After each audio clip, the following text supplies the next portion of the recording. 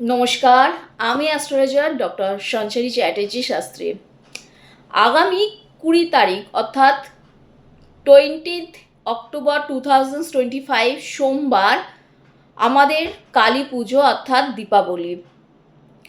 আমি বলেছিলাম 2025 সালটা হচ্ছে যুদ্ধের বছর।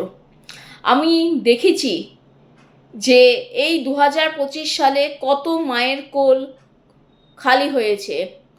তাই মাতৃশক্তিকে আমরা আরাধনা করব কিভাবে, সেটা আজকে আমরা আবার আমি বলছি আপনাদেরকে। কারণ 2025 সাল শুরু হয়েছে যুদ্ধ দিয়ে এবং শেষ হবেও কিন্তু যুদ্ধ দিয়ে। কালী পুজোর পর বৃশ্চিক রাশিতে যখনই আসবে মঙ্গল, আমরা কিন্তু কাশ্মীর পেহেলগ্রামে সেই জিনিস কিন্তু আবার দেখতে পাবো। রিপিট টেলিকাস্ট 2025 সালের শেষ লগ্নে কিন্তু আবার কিন্তু আমরা দেখতে পাবো যুদ্ধ।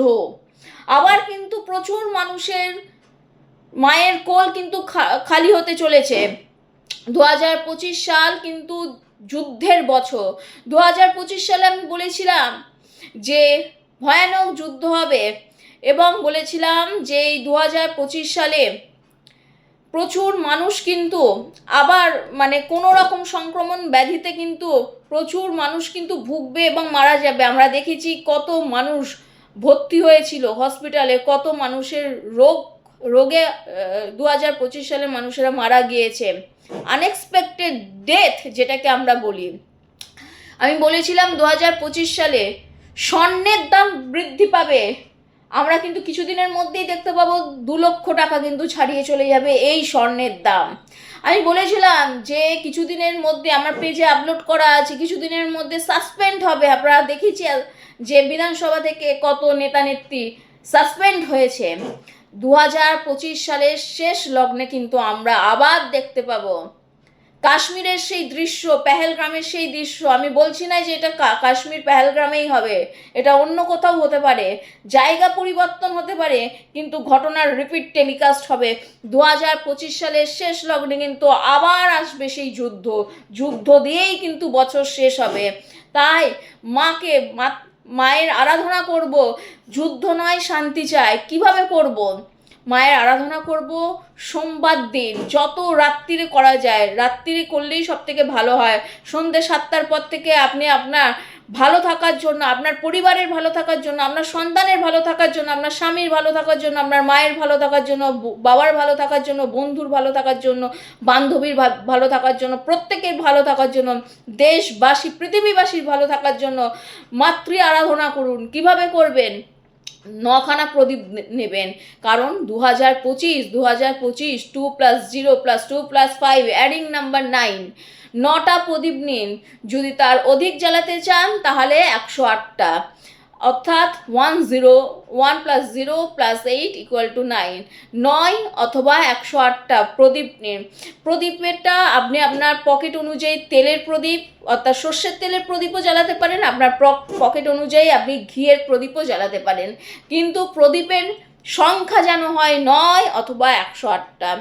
প্রদীপটা জ্বালিয়ে আপনার ঘরে যদি মাতৃ প্রতিমার পুজো হয়ে থাকে তাহলে মায়ের কাছে আরাধনা করবেন। যদি বাড়িতে পুজো না হয়ে থাকেন, ঘরে যদি ঠাকুর থাকে, মা কালী ঠাকুর যদি থাকে, সেই ঠাকুরের সামনে বসে আরাধনা করুন। যদি আপনার পাড়ায় পুজো হয়, পাড়াতে গিয়ে আরাধনা করুন। আপনি যেখানেই আরাধনা করুন না কেন, মন যেন পবিত্র থাকে। প্রদীপের থালাটা নেবেন, সেই থালাটা নিয়ে মায়ের সামনে গিয়ে বলবেন, মহিষাগ্নি মহামায়ে চামুণ্ডে মুন্ডু মালিনী আয়ুর্রোগং বিজয়ং দেহি দেবী নমস্তুতে। মা কালীকে আরাধনা করে বলুন, আমার ঘরের সন্তান যেন থাকে দুধে ভাতে, আমার পরিবার যেন থাকে সুস্থ, কোনো রকম অশুভ শক্তি যেন আমার পরিবারকে গ্রাস না করতে পারে। তারপর আপনি বলবেন, জয়ন্তী মঙ্গলা কালী ভদ্রকালী কপালিনী দুর্গা শিবা সমাধাত্রী স্বাহা শ্রদ্ধা নমস্তুতে। মাকে মনের থেকে মায়ের প্রার্থনা করে বলুন 2025 সালে এই যে 3টে মাস, এই 3টে মাস যেন আমাদের প্রত্যেকটা মা যেন সুরক্ষিত রাখে, শান্তি যেন দেয়, সুখ যেন যায়। প্রত্যেকটা মানুষের জীবনে যেন সুখ শান্তি সমৃদ্ধি আসে। 2025 সালে মা কালীকে আরাধনা করুন 9টা প্রদীপ জ্বালিয়ে। যদি ধূপ দেন তার সাথে 9টা ধূপ দেবেন। যদি ইচ্ছে হয় মাকে আপনি জবা ফুলের মালা পরাবেন, অবশ্যই 108টা জবা ফুলের মালা অথবা 9টা জবা ফুলের মালা, যাই দিন না কেন আপনি 9 সংখ্যাটাকে বারবার রিপিট করিয়ে এই মঙ্গলের বছরকে আপনি বিদায় দেবেন সুন্দরভাবে, যেন পরবর্তীকালে যে যুদ্ধের পরিস্থিতি তৈরি হচ্ছে সেই যুদ্ধের পরিস্থিতিতে আপনি আমরা যেন প্রত্যেকেই সুরক্ষিত থাকতে পারি। আমাদের যেন ঘরের বাচ্চা, আমাদের যেন ঘরের সন্তান, আমাদের যেন ঘরের পরিবারের মানুষজন যেন সুরক্ষিত থাকতে পারে। সবাই ভালো থাকুন, সবাই সুস্থ থাকুন, খুব সুন্দরভাবে কালী পুজো উপভোগ করুন। যাই বাজি আগুন জাতীয় যাই কিছু আপনারা ফাটান না কেন, আপনারা নিরাপদ দূরত্বে বজায় রেখে আপনারা ফাটাবেন। রং মশাল হোক, বাজি হোক, যাই হোক না কেন নিরাপদ দূরত্বে আপনারা ফাটাবেন। খুব ভালো করে কালী পুজো উপভোগ করুন। মনের ইচ্ছা মাকে জানান, মা কিন্তু আপনাদের সাথে আছে, মাই কিন্তু আপনাদেরকে রক্ষা করবে। আমাকে আপনাদের এত কাছের করে নেওয়ার জন্য অনেক ধন্যবাদ। আপনাদের প্রত্যেকের পরিবারে অ্যাস্ট্রোলজার ডক্টর সঞ্চারী শাস্ত্রী পৌঁছে গেছে। আমার ছত্রছায়াতেও আপনারা চলে এসেছেন। আমাদের মধ্যে একটা সুন্দর হৃদয়ের সম্পর্ক গড়ে উঠেছে। আমি চাই আপনারা প্রত্যেকে ভালো থাকুন।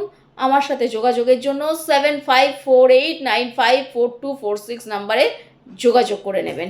নমস্কার, ভালো থাকুন।